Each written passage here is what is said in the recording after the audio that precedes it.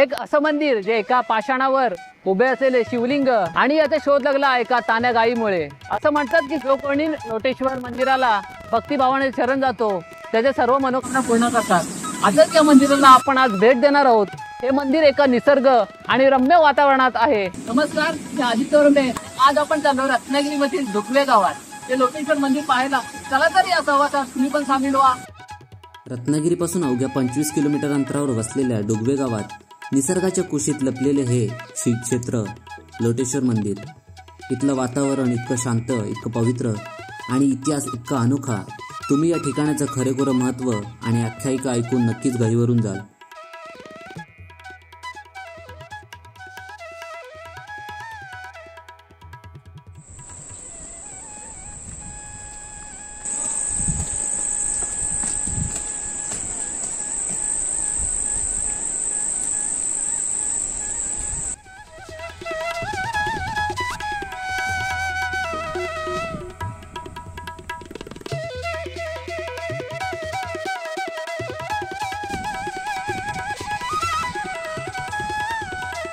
तर मित्रांनो, आता आपण पोहोचलोय या डुगवे गावात आणि या मंदिराच्या इथे पोहोचलोय। आता जायचं आपल्याला त्या मंदिरामध्ये।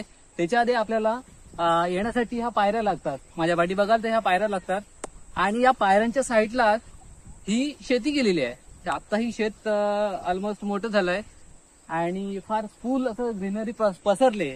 तुम्ही साईडला पाहू शकता। तुम्ही इथे आलात तर ही पूर्ण ग्रीनरी तुम्हाला दिसेल आणि ह्या निसर्गरम्य वातावरणात आपल्याला छान मजा वाटते।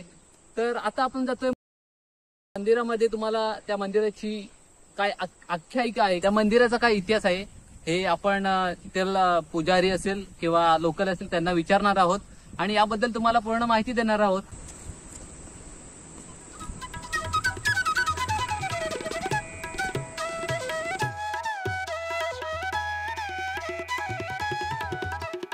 या मंदिराच्या आवारात आलात तर आपल्याला हा पाठी बोर्ड लागलेला दिसतोय। त्याच्यावरती या पूर्ण मंदिराची माहिती दिली, या मंदिराचा इतिहास सर्व दिलाय। तर इथं आलात तर हा नक्की वाचा, तुम्हाला सर्व या मंदिराची माहिती समजून जाईल। तर आपण आता मंदिरामध्ये जातोय। डुगवे गावातील एका ओढ्यामध्ये एका पाषाणावर हे स्वयंभू लोटेश्वर शिवलिंग प्रकट झाले आहे। पूर्वी या ठिकाणी घनदाट जंगल होते। एका ब्राह्मणाच्या गोट्यात काम करणारा गुराखी रोज गायी चरवायस नाही। त्यातील एक तानी गाय रोज गुराख्याच्या नजरेआड होऊन एका ठिकाणी जाऊन दुधाचा पाना सोडायची। हे लक्षात आलं तेव्हा गुराखी अवाक झाला आणि त्याने ते दृश्य आपल्या मालकाला सांगितलं। मालकाने त्या वेली तोडल्या आणि त्या वेली खालून उघड झालं एक स्वयंभू शिवलिंग।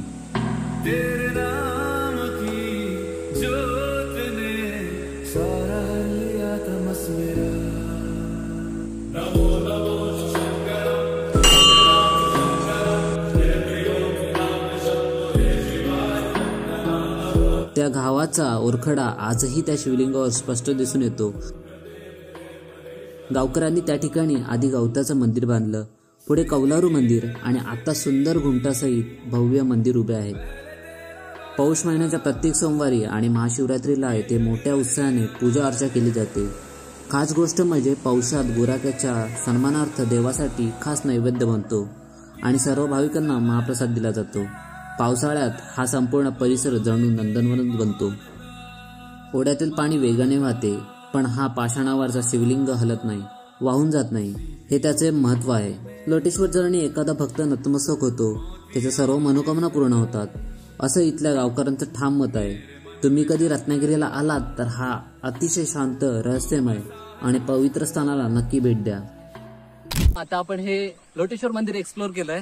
सुंदर मंदिर आहे, निसर्गाच्या सानिध्यात हे मंदिर आहे। आजूबाजूला शेती पाहू शकता तुम्ही, फार छान वाटतंय। तर तुम्ही कधी रत्नागिरीला आलात तर हे डुगवेमध्ये मंदिर आहे। नमस्कार मंडळी, तर लोटेश्वरला जाताना आपल्याला जर रत्नागिरी मार्गे आलात तर काजरघाटीमध्ये एक मंदिर लागतंय, तर त्या मंदिरात आपण भेट देतोय। इथेही मंदिरात जाऊन आपण लोटेश्वर मंदिरामध्ये जाऊ शकतो, कारण हे वाटेतच लागतंय।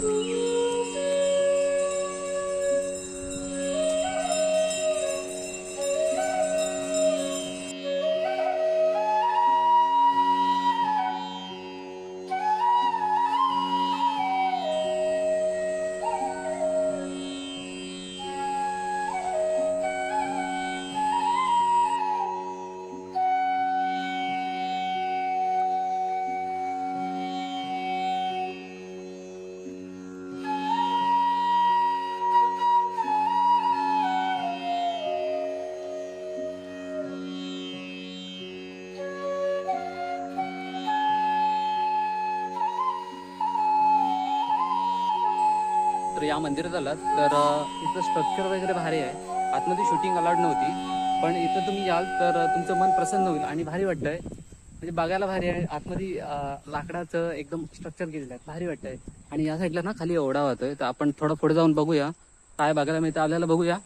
आपल्याला माहिती घ्यायची होती या मंदिराची पुजारी काकांकडून, पण काका ना खाली पाणी वाहते तिथे गेलेत जरा आहे.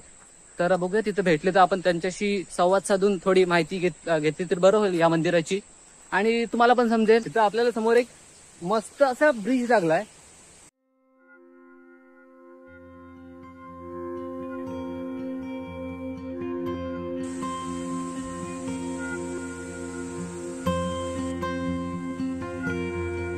कोकणात तुम्हाला माहितीच असेल निसर्गाचं सौंदर्य किती मनमोहक होऊन जातंय. हा एक सुंदर असा ब्रिज आहे आणि हीच वाट पुढे वरती जाते, पण आपल्याला माहित नाही अजून ते काय आहे. आपण ते मंदिर पाहिलं आणि हा ब्रिज फार बघण्यासारखा आहे. आणि माझ्या समोरचं एक दृश्य आहे ना, एक नंबर वाटतंय.